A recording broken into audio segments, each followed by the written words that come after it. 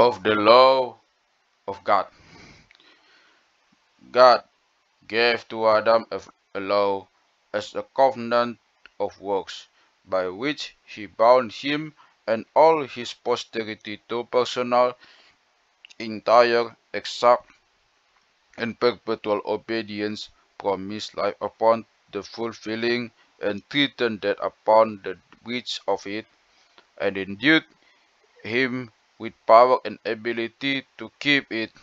This law, after his fall, continued to be a perfect rule of righteousness, and as such was delivered by God upon Mount Sinai in 10 commandments, and written in 2 tablets, the first commandments containing our duty toward God, and other the other six our duty to men.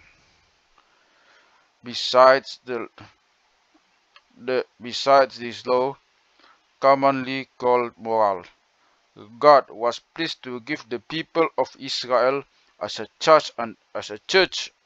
under each ceremonial laws containing several typical ordinances, partly of worship,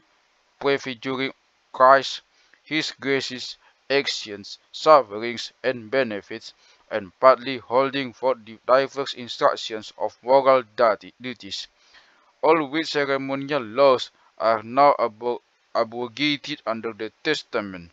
To them also, as a body politic, he gave sundry judicial laws which expired together with the state of the people, not obligating any other, now further than the general equity thereof may require. Those moral does forever bind all,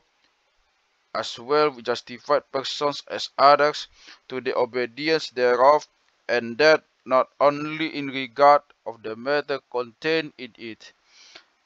but also in respect of the authority of God the Creator who gave it.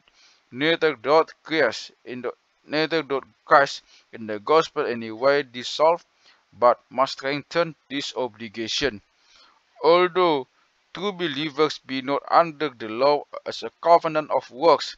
to be thereby justified or condemned, yet is it of great use to them, as well as to others, in that as a rule of life, informing them of the will of God, their duty, and their duty, it directs and binds them to work accordingly, discovering also the sinful pollutions of their nature, hearts, and lives, so as, examining themselves thereby, they may come to further conviction of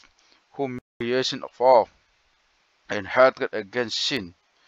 together with a clearer sight of the need they have of Christ and the perfection of his obedience. It is likewise of use degenerate. It is like it is likewise of use to degenerate to restrain their corruptions, in that it forbids sin, and the threatenings of it serve to show what even their sins deserve, and what afflictions in this life they may expect for them, although freed from the curse thereof written in the law. They promises of it in like manner show them God's approbation of obedience, and what blessings they may expect upon the performance of the performance thereof, although not as due to them by the law as a covenant of works, so as men's doing good and refraining from evil, from because the law encouraged to the one, and the third from the one to the one, and the third from the other. It is no evidence of his being under the law, and not under grace. Neither are the aforementioned uses of the law contrary to the grace of the gospel, but do sweetly comply with it, the Spirit of Christ subduing and enabling the will of man to do that freely and cheerfully, which the will of God revealed in the law required to be done.